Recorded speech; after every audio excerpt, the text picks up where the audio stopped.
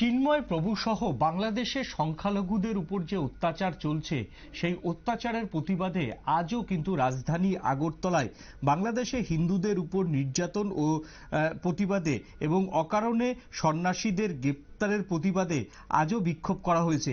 হিন্দু সংঘর্ষ সমিতির পক্ষ থেকে সার্কিট হাউসের সামনে বিক্ষোভ করা হয়। বিক্ষোভে রাজ্যের বিভিন্ন প্রান্ত থেকে আসা সাধু সন্তরা জমায়েত হন।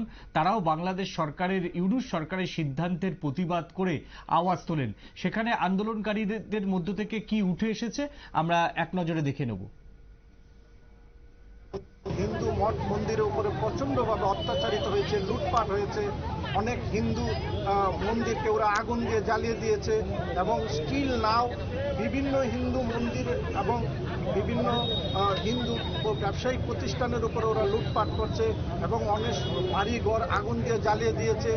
আজও তারা এই অত্যাচারিত হচ্ছে হিন্দুরা বাংলাদেশে। এবং গত কিছুদিন আগে হিন্দুদের উপরে হিন্দুরা যে আন্দোলন করেছিল, যে আন্দোলনের মুখ ছিল আমাদের ইসকন যে চিন্ময় মহারাজ, এই চিন্ময় মহারাজকে বিভিন্ন ফলস কেসে ফাঁসিয়ে দিয়ে চিটাগাং কারাগারে ওনাকে আটকে রেখেছে। ওনাকে এখন পর্যন্ত জামিন দেয়নি।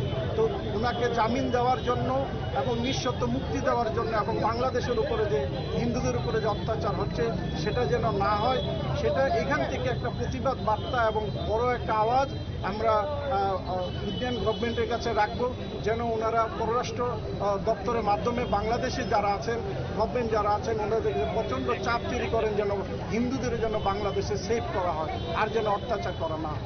এখন কার কাছে এই ডেপুটেশন? আমরা এখান থেকে আমাদের প্রতিবাদ সভা কমপ্লিট হওয়ার পরে আমরা যে বাংলাদেশ হাই কমিশন আছে ওনার কাছে একটা ডেপুটেশনও যাব।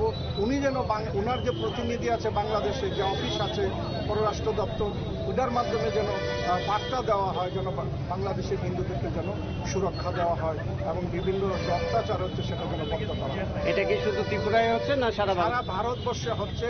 প্রত্যেকটা বিভাগে 3-4টা জেলা নিয়ে একটা বিভাগ, প্রত্যেকটা বিভাগে আজকে 11টার থেকে এই প্রতিবাদ সভা হয়।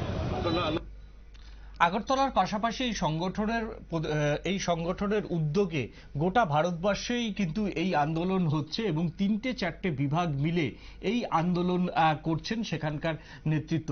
এবার নিয়ে নেব ছোট্ট একটা বিজ্ঞাপনের বিরতির পর ফিরে আসি আমরা অন্য কোনো খবরে। সঙ্গে থাকুন নিউজ ভ্যানগার্ডের পর্দায়।